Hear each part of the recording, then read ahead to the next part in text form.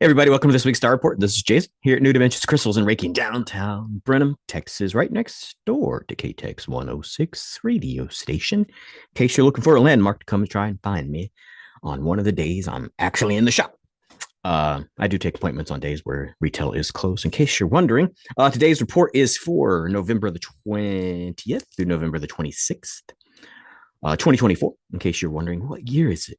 What is happening out here?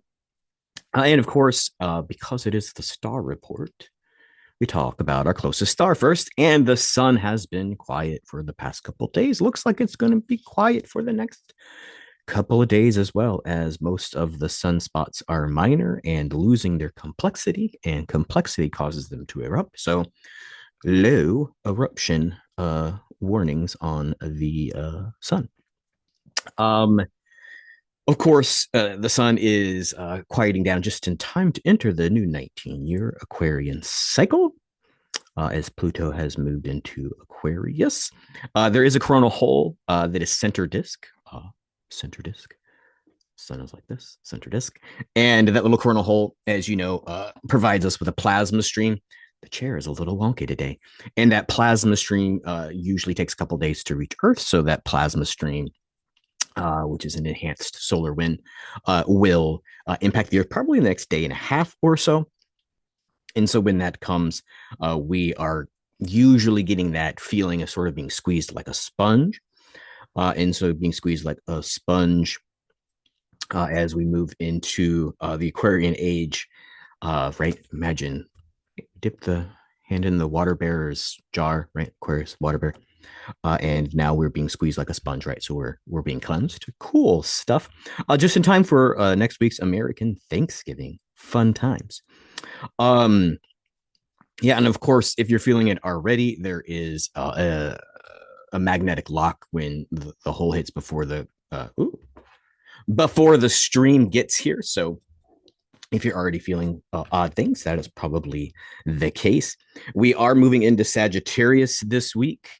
And so Sagittarius is really going to be alchemically felt in the physical body around the thighs, right? So the ability to have motion and locomotion as a body is in play. And then also the liver is associated with Sagittarius. The only part of your body which technically can regenerate itself, but also responsible for filtering out toxicities and regulating hormones and all that kind of fun stuff.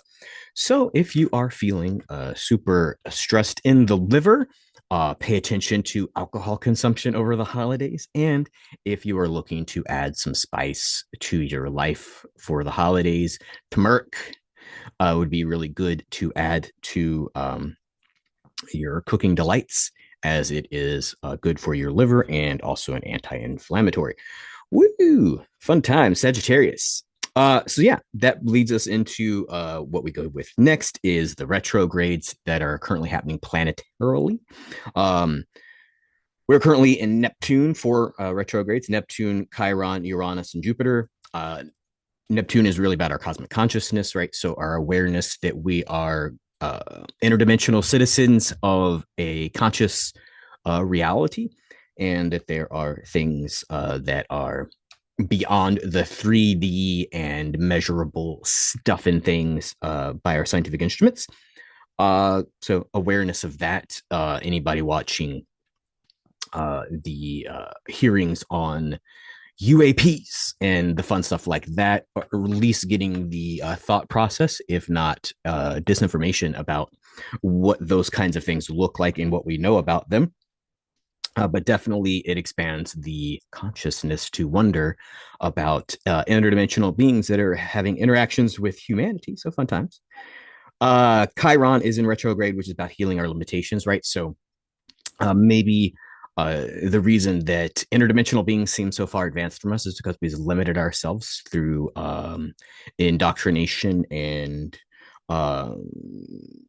programming of our own mind. So maybe we should believe in our unlimitless or limitless, whatever it is, our unlimited abilities and our limitless consciousness to reach and communicate and enrich those realms. We are not just infants in the existence of reality. Uranus is about rebuilding the 3D self, right? So, what is this 3D body, and how can these instruments be enhanced or honored to have these connections interdimensionally? Oh, fun stuff. This is turning into a different thing than I thought it was going to be. And Jupiter, self worth, entrepreneurship. You are divine, eternal soul, worthy of love and affection, and you're never going to die. So, Jupiter is saying that we, not in our arrogance, but in our understanding of the soul, which is directing our life, should understand our self worth and not our comparison as less than to interdimensional beings that they might be talking about in government circles in correct and incorrect ways. Fun times. That's a lot of stuff before we even get to what the heck's happening today. I think that's everything. Yeah, so that's the 4 retrogrades. So pay attention to that. Retrogrades are really introspective, right? So it's about tuning the own instruments in your body and your consciousness to sort of relate to those things. When they go direct, it's really sort of external. But even external things will trigger your synchronicity to sort of see like, hey, I'm rebuilding my 3D self, and maybe the idea of being governed or how we produce food and energy or anything like that starts to change in the 3D realm because of our expanded consciousness. And since time is relative, maybe it can happen in a blink of an eye and not with so much effort and pain and delayed as they tell us, oh, it's going to take 100 years to do this or that. Maybe it takes 100 seconds.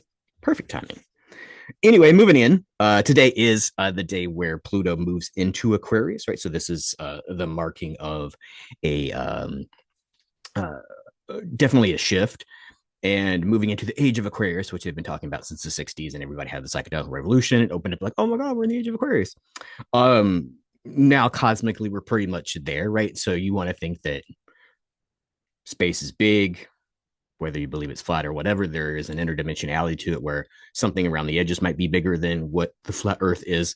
And so when you're sort of thinking about that, the idea that a little tiny planet moves into the age of Aquarius, like on a dime, like here's age of Aquarius, here's not age of Aquarius.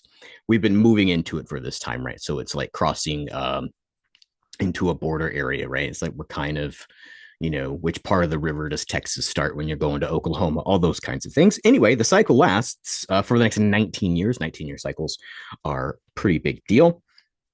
And this leadership cycle, or this cycle of Pluto into Aquarius is really about authentic leadership, right? So you want to think about your leadership style, that you are a leader, whether that's the leader of your own consciousness, your own soul, or that's the leader of groups of people or thought leader.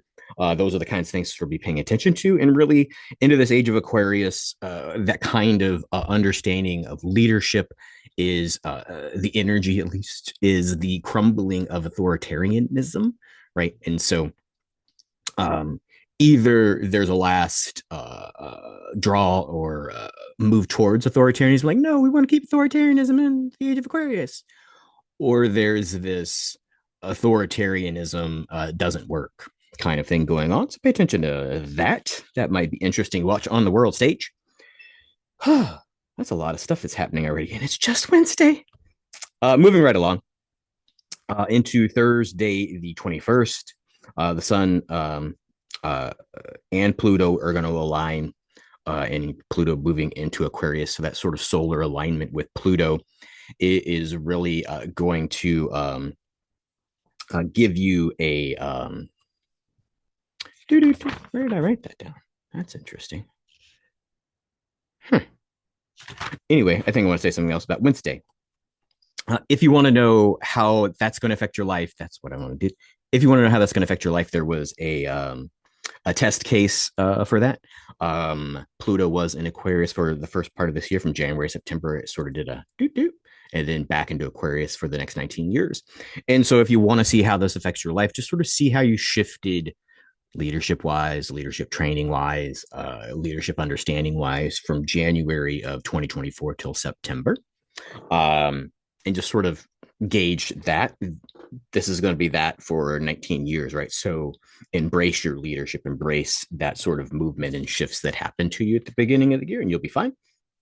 Now into Thursday, Sun aligning with Pluto And that higher frequency, that alignment, that leadership stuff is really leading from what we call the heart, right? And so that's going to be, I've heard the terminology.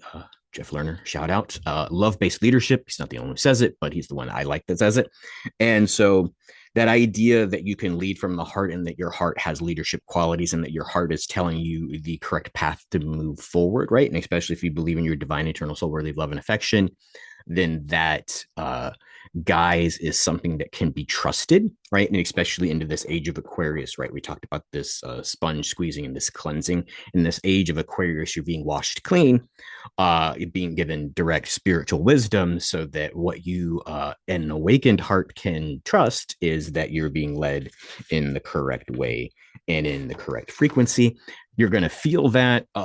Usually it feels like a pressure, right? Sometimes it almost feels like an anxiety, but if there was sort of like an airbag behind the chest, it's almost like it's being pushed outwards, not in a violent way like the movie Alien where they bust out of your chest, but it's really that sort of expansiveness. So if you want to think that uh, if it's air in it, right, that the more air in it means the more energy that's moving through it, you want to think of it as moving expansive of that energy. That's kind of cool. So pay attention to that on Thursday tomorrow. Leads into Friday, 11/22. It's a double master day. Not necessarily the numerology the way it's traditionally done, but 11 and 22 are both master numbers. And so this idea that you're in your spiritual knowing and that you can trust your spiritual influences are really strong on Friday. And this is being in your knowing in a reasoned way, right? Not that necessarily you've done the research or all that stuff and you're smart enough to know, but really that you can sort of trust your knowing. And this is leaning more towards judgment than data, but it is not out of the realm of possibility when you are in that trust of self that the data comes to you as well.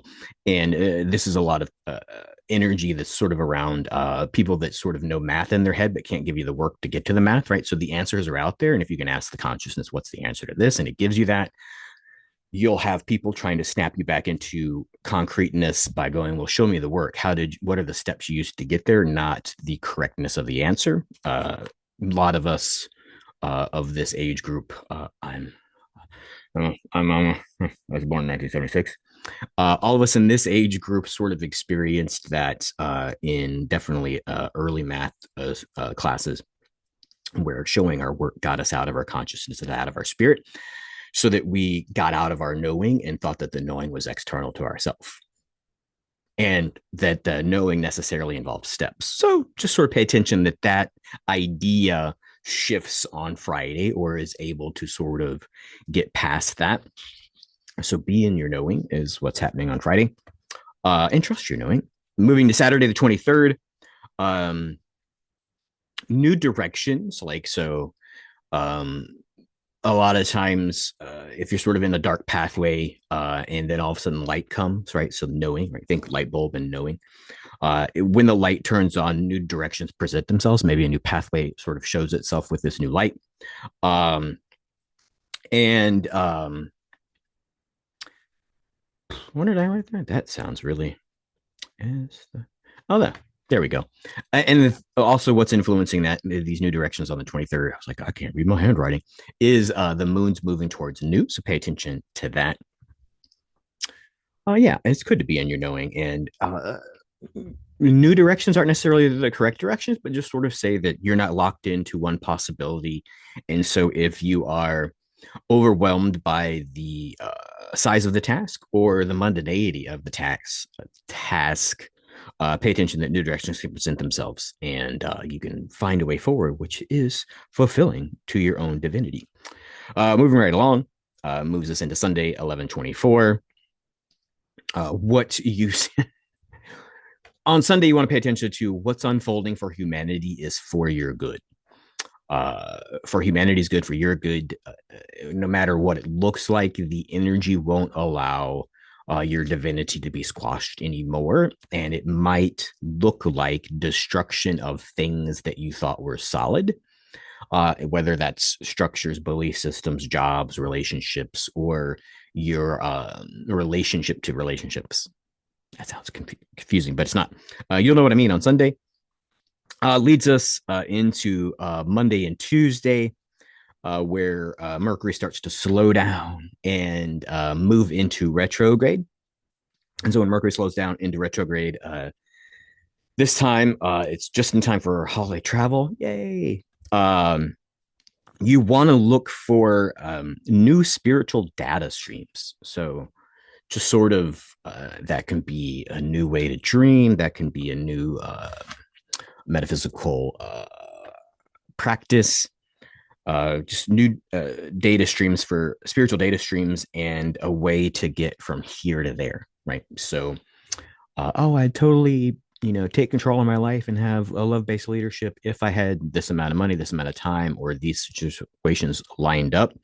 This is really sort of be open to different data streams where those things can be collapsed, those things can be reduced in cost, those things can be reduced in time, and not to sound like Eckhart Tolle, but right now it could happen right now. It could be in the now because we're only in the now.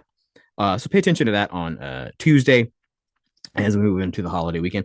I am going to try and be here for next week's show. Might be on the road, but nonetheless, I'll try to get that posted for next week so we can have some cosmic stuff to pay attention to while we're all sharing our holiday joy with each other. Also, I will be obviously I'll be out of the shop. Probably the shop will be closed that Wednesday, next Wednesday, and then I'll probably be back maybe for some appointments that Tuesday. And then, of course, the shop will be open the Wednesday after that. And then we'll work on December and having those holiday hours. Of course, if you need me or you want to check the availability of appointments during the holiday season, the easiest way is to go to newdimensionscrystals.com and see if there is a appointment available to book on the book now part.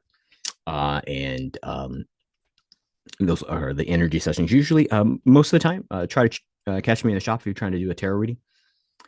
Because those are really short. And if I'm not at the shop driving and getting ready for an hour for a 15-minute session to then go and do other things or whatever, might not be in the cards. So try to catch me when I'm open and do a walk-in tarot reading.